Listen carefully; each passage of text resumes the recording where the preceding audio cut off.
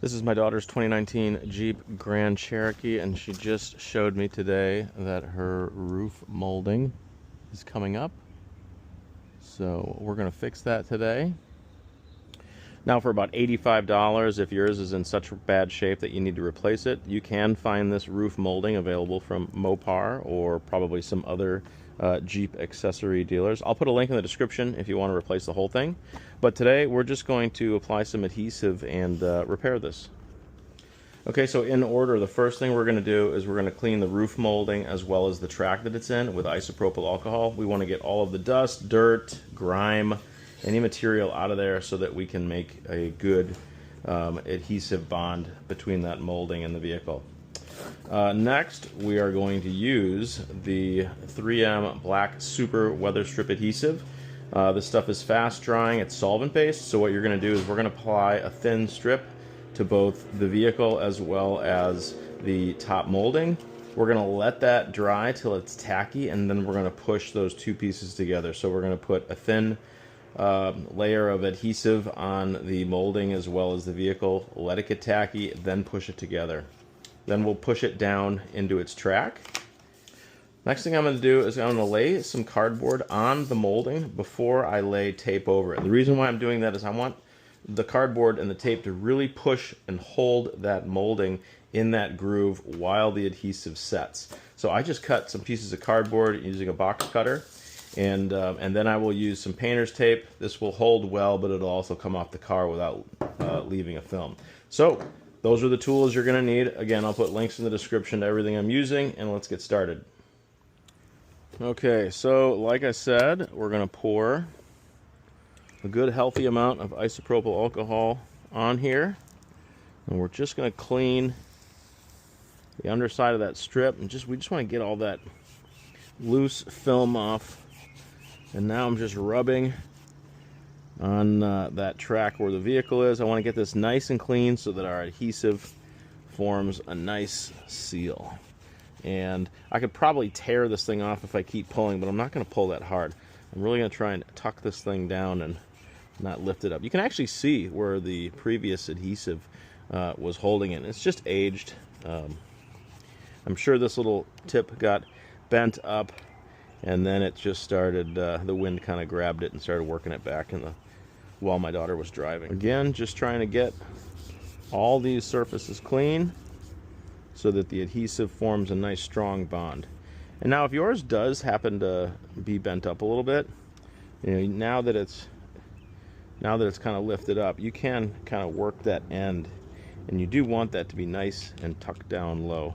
Okay, well, I haven't applied any adhesive yet, but I just want to show you the reason why I'm using some cardboard is when I tape this thing is down in a groove.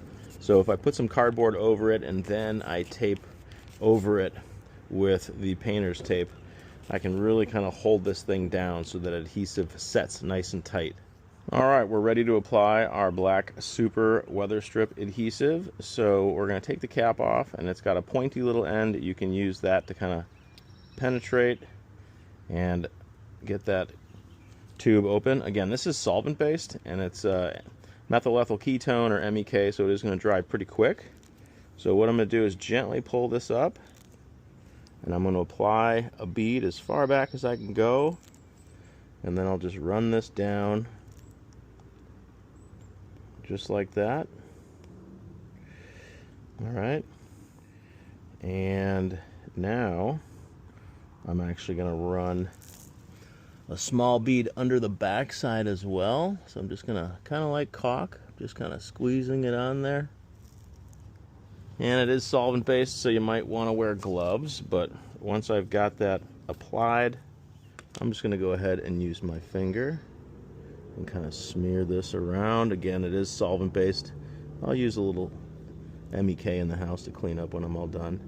And we just want to get this nice and smoothed out. Now, we're not going to lay it down yet, because what the instructions say is we're going to let this kind of sit apart, and we're going to let that get a little tacky. So I'll just use my leftover cloth to clean my finger up. Okay, once some of that MEK has evaporated and now we've got kind of a tacky surface, now we're going to go ahead and push our molding down. And you can see it's already starting to hold it pretty good, but I want to really get a tight seal, so now I'm going to use 2 pieces of cardboard at the very end where I really want it pushed down. I'm going to line that up right there. Now I'm going to get several pieces of tape.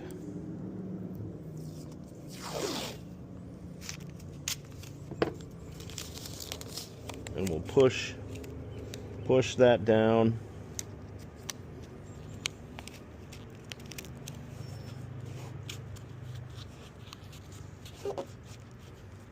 Get a nice seal. And again, use a lot of tape in order to get, nice pressure applied. Because the firmer you push that down into the groove, the longer that's going to last. And since I went back about that far, so I'll put that one on the inside. We're going to go all the way back.